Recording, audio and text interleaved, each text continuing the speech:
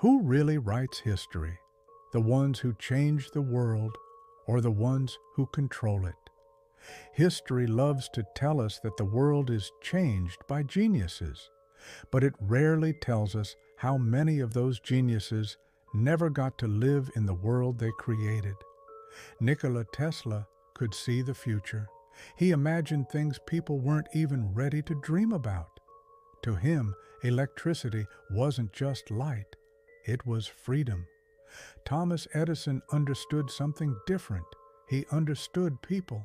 He knew what ideas could be sold and which ones could be controlled. One of them thought, the other built systems. One imagined the future, the other owned it. When these two men stood in the same room, this was no longer about science. It was a battle for power, and in that battle, the winner was not necessarily the one who was right.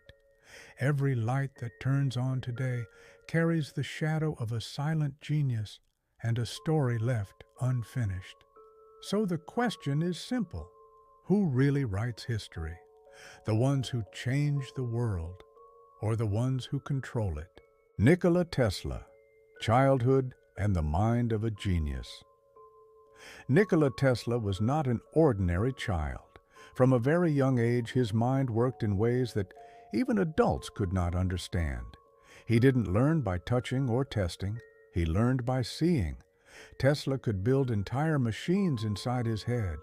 He could rotate them, improve them, and fix their flaws, all without writing a single note or drawing a single sketch. As a child, he suffered from intense visions.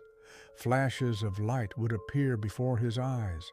Images came to him so vividly that reality and imagination often blurred together. But these visions were not madness. They were the foundation of his genius. Tesla was obsessed with precision. If a machine failed in his mind, he redesigned it again and again until it worked perfectly. He had an extraordinary memory. He could memorize entire books. He spoke multiple languages fluently. Yet his childhood was not easy. Tesla was physically weak, often ill, and painfully sensitive to sound and light. Loud noises tortured him. Bright lights overwhelmed him. While other children played, Tesla stayed alone, thinking. His mother played a crucial role in shaping his mind. She was not formally educated, but she invented tools to make daily life easier. From her, Tesla learned one powerful idea. That invention begins not in factories, but in the imagination. From childhood, one thing was clear. Nikola Tesla was not preparing for a normal life. He was preparing to change the future. Thomas Edison was not born a genius. He built one. In school, he struggled. Teachers called him slow. But Edison understood something early on. Success is not about knowing all the answers. It's about asking the right questions. Edison was not a man of long theories. He was a man of relentless testing. For him, an idea was only the beginning. Results were everything. If a light bulb failed, he didn't call it defeat. He called it progress. I didn't fail. I found another way that doesn't work. Edison didn't work alone. He built teams. He created laboratories. He turned ideas into production. Tesla imagined the future. Edison put the future on the market. He understood what people wanted: simple, affordable, reliable solutions. Patents were Edison's shield. Money was his fuel. He built the system, and he controlled it. Some say Edison stole ideas. Others say he made ideas real. The truth likely lives somewhere in between. But one thing is certain. Thomas Edison did not become history by accident. He wrote history on his own terms. Tesla arrived in America with little money in his pocket and endless ideas in his mind. He went straight to Thomas Edison. Edison made him an offer. If you improve my generators, I'll pay you $50,000. Tesla worked day and night. He redesigned the system. He fixed the problems. When the work was finished, Tesla asked for his payment. Edison laughed and said, "You don't understand American humor."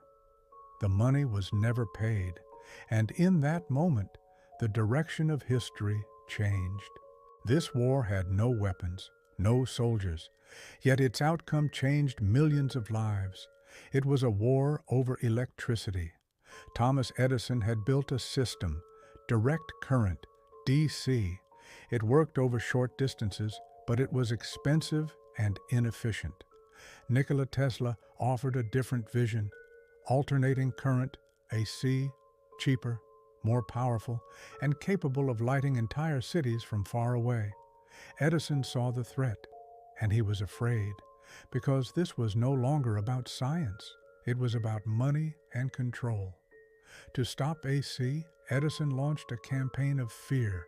He presented AC as dangerous. He electrocuted animals in public demonstrations. He turned AC into a symbol of death. Even the first electric chair was powered by alternating current. The message was clear: Tesla's system will kill. But the truth could not be hidden. AC was superior. As cities expanded, Tesla's system proved unstoppable. The power of Niagara Falls was transmitted using AC. The war of currents was over. Tesla was right, but he did not become rich. Edison lost the battle, but he protected his system, and history learned a hard lesson. Sometimes the right idea wins, but the reward does not always follow. For a long time, Tesla looked like the loser. His ideas worked, but he had no money. He was right, but he had no power. Then the world began to grow. Cities demanded light, distance demanded energy, and in that moment, DC was no longer enough. Tesla was proven right. The power of Niagara Falls was transmitted using alternating current. Lights turned on miles away. This was more than a technical success. It was a victory of ideas. Tesla was not on stage. The applause went elsewhere, but history made its decision in silence. The world would run on Tesla's system.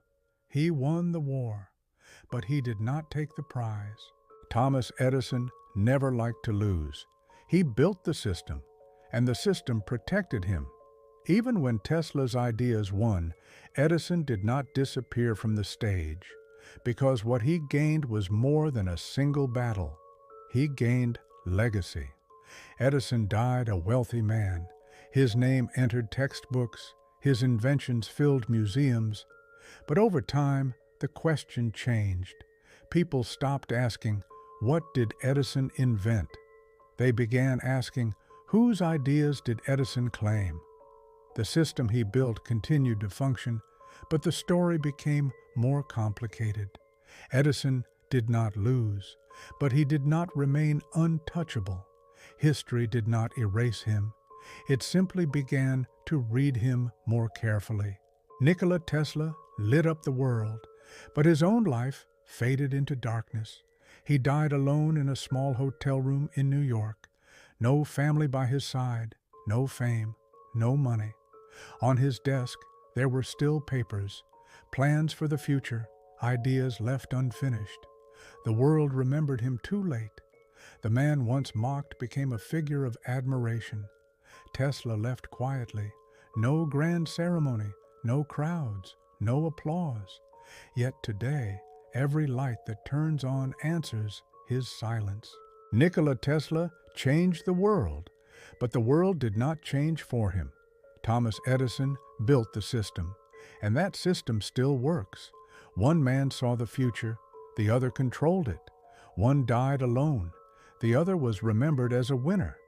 But over time, history begins to shift. Today, we no longer ask who became richer, we ask who was right, because success bought with money eventually fades. But ideas can live forever. Every light that turns on today asks a question: who truly changes the world? Those who dream or those who control? The answer is yours.